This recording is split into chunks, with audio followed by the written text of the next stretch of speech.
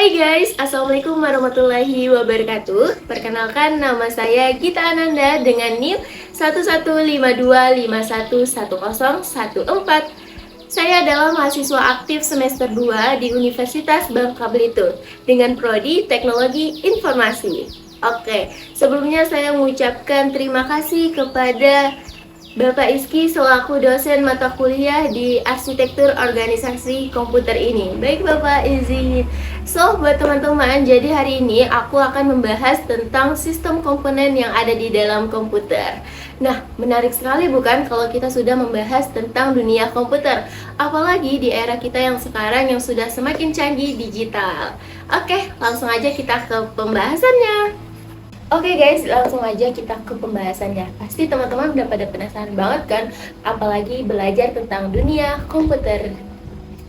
Nah, di sini saya akan membahas tentang komponen komputer yang dimana kan komponen komputer itu kan ada hardware, software, dan brainware. Nah, di sini saya akan membahas 5 jenis hardware dalam komputer. Sebelum kita masuk ke pembahasannya lebih jauh, di sini kita akan membahas tentang komponen komputer. Nah, apa sih yang dimaksud dengan komponen komputer? Nah, jadi komponen komputer itu adalah bagian-bagian yang menyusun sebuah komputer sehingga bisa bekerja dengan baik. Yang dimana setiap komponen pasti memiliki fungsinya masing-masing dan mereka saling bekerja sama.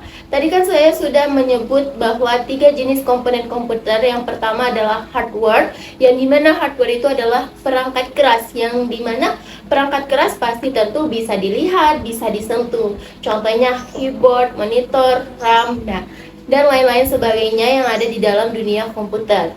Selanjutnya yaitu adalah software atau perangkat lunak. Nah, software ini biasanya ada di dalam program atau aplikasi seperti Microsoft Word, terus Canva, terus Adobe Illustrator dan lain sebagainya. Nah, sedangkan brainware di sini adalah saya sebagai brainware karena saya menggunakan komputer pada saat ini, manusia yang bisa mengoperasikan atau disebut sebagai pengguna.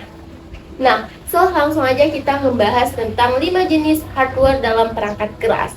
Yang pertama, 5 jenis-jenisnya itu saya akan mengambil CPU, RAM, HDD, dan SSD, motherboard, and VGA card. Pertama saya akan membahas tentang CPU. CPU atau Central Processing Unit adalah komponen utama nih yang ada dalam komputer, atau bisa kita istilahkan sebagai otaknya komputer gitu. Nah, CPU ini dimana dia itu bisa mengatur, memproses, dan menjalankan semua perintah dari pengguna maupun dari sistem. Adapun ciri-ciri CPU, yang pertama kecepatannya diukur dalam gigahertz. Kedua, semakin tinggi kecepatannya, semakin cepat juga prosesnya. Yang terakhir nih, memiliki beberapa core inti seperti dual core, quad core, dan lain-lainnya.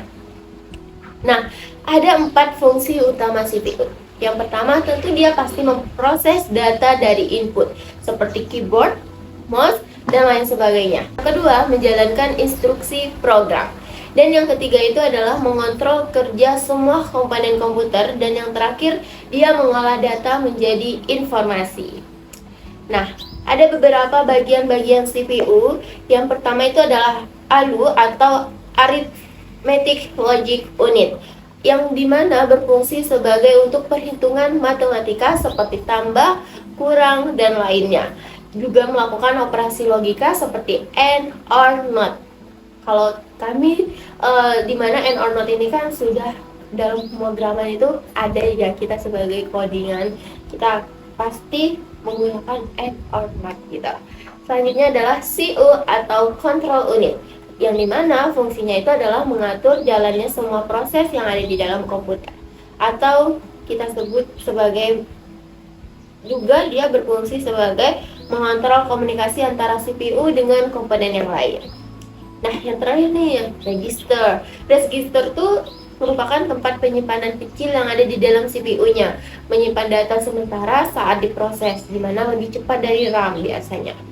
Ada cara kerja CPU yang paling sederhana, yang dimana dia fetch, mengambil data dari RAM. Yang kedua adalah decode, menerjemahkan instruksi, dan execute, yang dimana menjalankan perintah.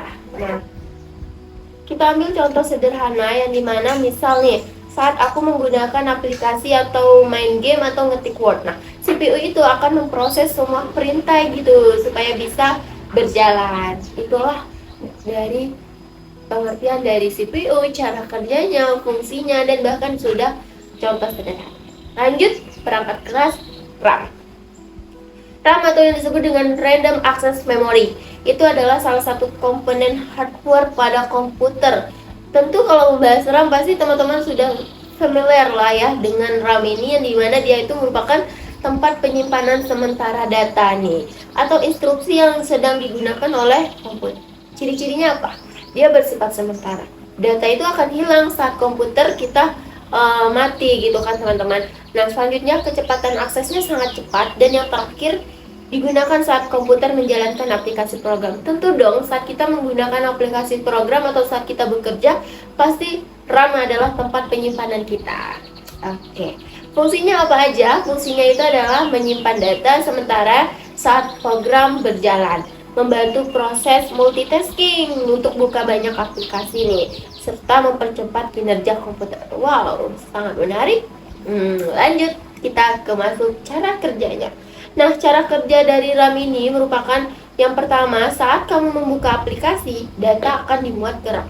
RAM bekerja cepat untuk memberi akses data ke CPU, dan yang terakhir itu, jika komputer dimatikan, data di RAM akan hilang. Oke, jadi RAM ini merupakan memori yang sementara teman-teman ya, dimana RAM itu bekerja sangat cepat ketika kita membuka aplikasi, dia langsung bekerja gitu. Tapi jika komputer dimatikan, data RAM juga akan hilang. Nah, kapasitas RAM paling umum ya 4 GB, atau yang dimana untuk tugas-tugas ringan gitu kan. Nah, yang lain standar itu atau mau dinaikkan lagi ada 8 GB, kemudian ada 16 GB gitu kan. Ini cocok banget untuk editing atau programming gitu buat teman-teman yang suka main game. Lanjut, kita akan membahas tentang jenis-jenis RAM. Jenis-jenis RAM itu yang pertama kali generasi lama itu adalah DDR, Double Dead Red. Yang kedua itu adalah ada DDR tipe 3 yang dimana masih banyak dipakai gitu kan. Nah, ada yang tipe keempat, lebih cepat dan hemat daya gitu teman-teman. Dan yang terakhir adalah DDR5, paling baru dan performanya itu tinggi. Dimana dunia komputer semakin canggih, maka harganya pun semakin mahal teman-teman. Tapi terbayarkan dengan kinerja komputer yang semakin cepat, canggih, kemudian gitu. Nah, dari kesimpulan dapat kita tarik bahwa RAM ini semakin besar RAM maka semakin cepat kinerja komputer dia berjalan. Kemudian RAM ini berbeda loh dengan penyimpanan HDD dan SSD. Nah, perbedaannya apa? Kita bahas tentang HDD dan SSD. Teman-teman, di sini saya sudah membuat posternya. Mungkin ini poster CPU, kemudian ini poster RAM, dan ini bukan poster HDD dan SSD. Menarik bukan poster saya? Oke, lanjut kita akan membahas tentang HDD dan SSD. Nah, HDD atau hard disk drive gitu, dan SSD solid state drive gitu. Nah, dimana tentu pasti mereka merupakan komponen komputer yang dimana berfungsi sebagai media penyimpanan data permanen. Nah, sedangkan RAM tadi merupakan tempat penyimpanan data sementara, sedangkan HDD dan SSD ini merupakan penyimpanan data bersifat permanen gitu kan. Nah, dimana semua data itu pasti seperti sistem operasi, aplikasi, dan file yang disimpan di sini dan tidak hilang saat komputer dimatikan karena dia bersifat permanen. Oke, dimana dua komponen ini memiliki media penyimpanan data permanen. Tapi kalau kita bahas tentang HDD, dimana HDD itu merupakan media penyimpanan yang menggunakan piringan disk berputar untuk menyimpan data gitu teman-teman. Sedangkan SSD ini merupakan penyimpanan biasanya chip memori gitu, nah tanpa bagian yang bergerak. Nah, baik, di sini ada perbandingan di antara keduanya. Kalau HDD itu menggunakan komponen mekanik berputar, kapasitasnya besar, bisa sampai TB gitu. Nah, harganya lebih murah, kecepatan lebih lambat dibanding SSD. Sedangkan SSD merupakan tidak ada bagian yang bergerak, kecepatannya sangat tinggi, lebih tahan terhadap guncangan, dan lebih mahal dibanding HDD. Oke, Kalau kita membahas tentang perbandingan di antara keduanya, pasti kita memiliki kelebihan dan kekurangan di setiap masing-masing. Nih, teman-teman perlu diingat ya, bahwa HDD itu hemat biaya, cocok untuk menyimpan data, banyak data, misal file atau dokumen. Itu kelebihan HDD. Sedangkan SSD itu merupakan bootingnya lebih cepat, loading aplikasi lebih cepat, lebih awet, dan tahan benturan.